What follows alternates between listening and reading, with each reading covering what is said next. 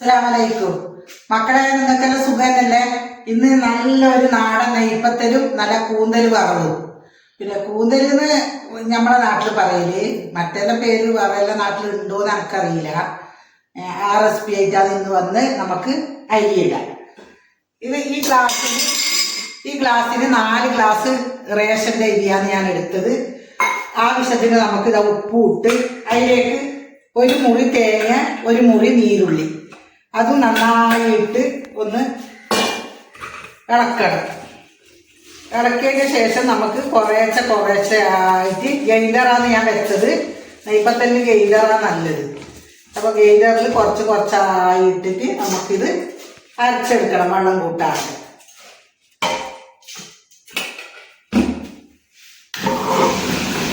കുറച്ചായിട്ട് നമുക്കിത് അരച്ചെടുക്കണം. അരച്ചതിന് ശേഷം പിന്നെ നമുക്ക് മരുന്ന് കഴിക്കാം. പിന്നെ നമുക്കിതാ നെയ്പ്പത്തലിന് അരച്ചത് ഇങ്ങനെയാണ് അരക്കേണ്ടത്. ഇങ്ങനെയാകുമ്പോൾ ഇങ്ങനെ ഉണ്ടയാക്കിയിട്ട് നമുക്ക് കിട്ടണം. വെള്ളമൊന്നും നനക്കാതെ നമ്മൾ അരക്കണം. കുറച്ചായിട്ട് പാകം നമുക്ക് വാരിയതിൻ്റെ ശേഷം നമുക്ക് കഴിക്കാം. മക്കളെ, ഇതാണ് ഞാൻ പറഞ്ഞ കൂന്തൽ എന്ന് പറഞ്ഞത്. ഓരോരോ നാട്ടിലും ഓരോരോ പേരല്ല. മുറിക്കുമ്പോൾ ഇത് കാണിക്കാൻ പറ്റിയില്ല എനിക്ക്. ഇത് നമ്മളിവിടെ നീലശ്ശേരി നാട്ടിലെ കൂന്തൽ എന്നാണ് പറയല്. ഈ നാട്ടിലെല്ലാം കൂന്തൽ തന്നെ പറയല്. പിന്നെ ഇത് വറവാക്കുന്നത് നമുക്ക് കാണാം. ചട്ടി ഞാൻ അടുപ്പത്ത് മണ്ണിന്റെ ചട്ടിയിലാണ് വെക്കുന്നത്. അടുപ്പത്ത് വെക്കും. നല്ല പയപ്പെട്ട ചട്ടിയിൽ ബീഫാണ് ഞാൻ വെക്കല്. അടുപ്പത്ത് ബീഫ് വെക്കും. കൂന്തൽ വറവാക്കാൻ വേണ്ടി ഉള്ളിയും തക്കാളിയും വാട്ടാൻ എണ്ണ ഒഴിക്കാം. എണ്ണ ഒഴിച്ച് അതിലേക്ക് ഞാൻ 1 നീരുള്ളി ഇടുന്നുണ്ട്. വലിയ നീരുള്ളി 1,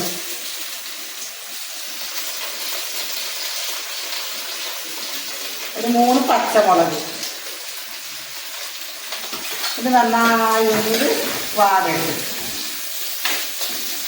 നല്ല ഇതൊന്ന് വാടട്ട്.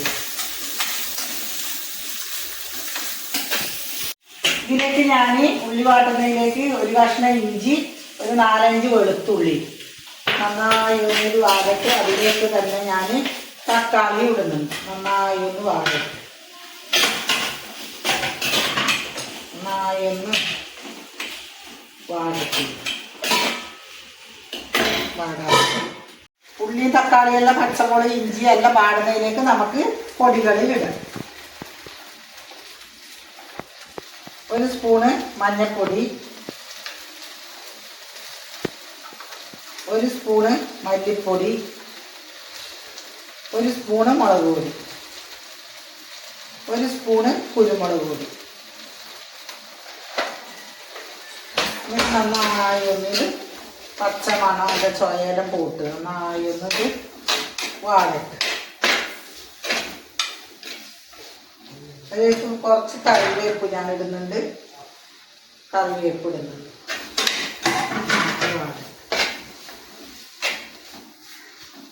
അടച്ച് വെക്കണം. നന്നായി ഉള്ളിയും തക്കാളിയെല്ലാം വാടി അതിലേക്ക് ഞാൻ നമ്മുടെ കൂന്തൽ ഇടുന്നുണ്ട്.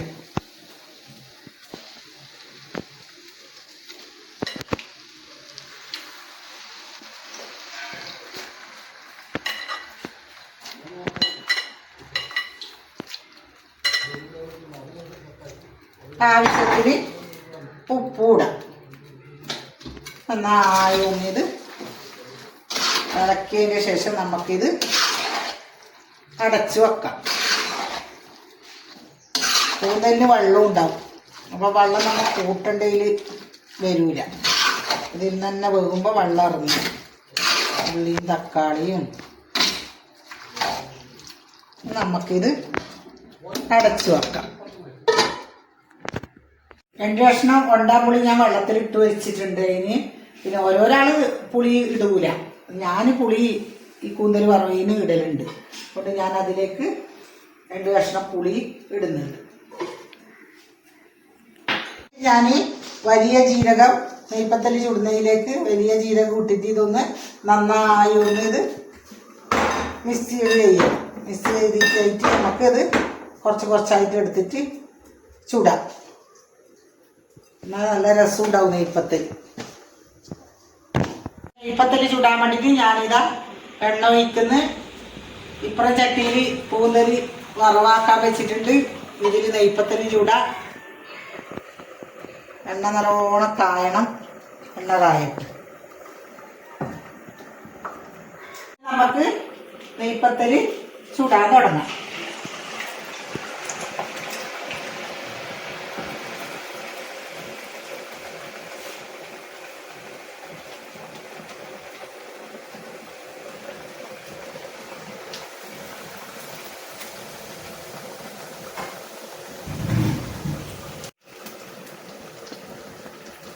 നന്നായി പൊന്തി വന്നിട്ടുണ്ട് നെയ്പ്പത്തിൽ. നമ്മള്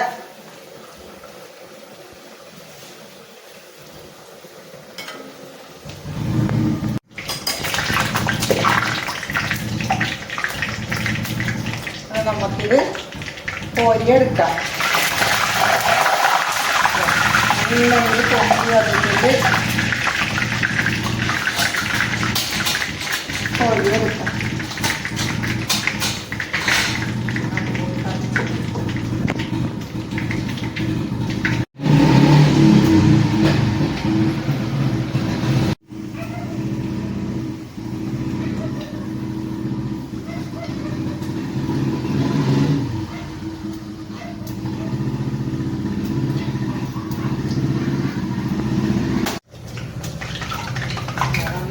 പൊടി വരുന്ന നല്ല ഇല അരച്ചാൽ നമുക്ക് അതിൻ്റെ നീക്കിന് അരക്കണം. നമ്മൾ നെയ്പ്പത്തല് വെള്ളമാകാൻ പാടില്ല.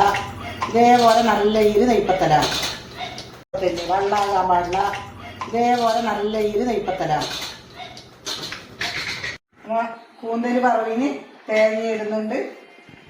തേങ്ങയിട്ട് നന്നായി ഇത് ഇളക്കി അടച്ച് വെക്കാം. കുറച്ച് വെള്ളം വറ്റാനുണ്ട്. കുറച്ച് വറ്റിട്ട് വെള്ളം അതിൻ്റെ അരിയിൽ തന്നെ ഞാൻ നെയ്പ്പത്തല് ഇടുന്നുണ്ട്.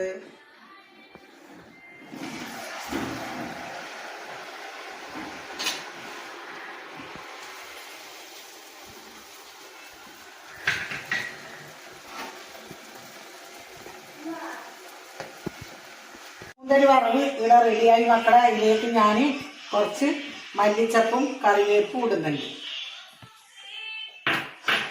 നമുക്ക് അടച്ചു കറി റെഡിയായി മക്കളെ. നമ്മളിതാ നെയ്പ്പത്തലും കൂന്തൽ വറവും നമുക്ക് കഴിക്കാൻ വേണ്ടിയിട്ട് പോകുന്നു. കൂന്തൽ വറവും നെയ്പ്പത്തലും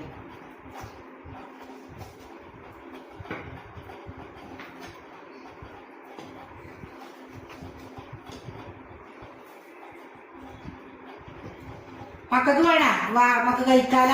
പിന്നെ എൻ്റെ വീഡിയോ എല്ലാം കാണുന്ന മക്കളെന്നോ സബ്സ്ക്രൈബ് ചെയ്യണം, ലൈക്ക് ഇടണം. കാണാത്തവരുണ്ടെന്ന് സബ്സ്ക്രൈബ് ചെയ്യാൻ മറക്കരുത് മക്കളെ. നിന്നോ വീണ്ടും ഞാൻ ഒരു പുതിയ വീഡിയോ ആയിട്ട് നാളെ വരാം. അസ്സലാമു അലൈക്കും.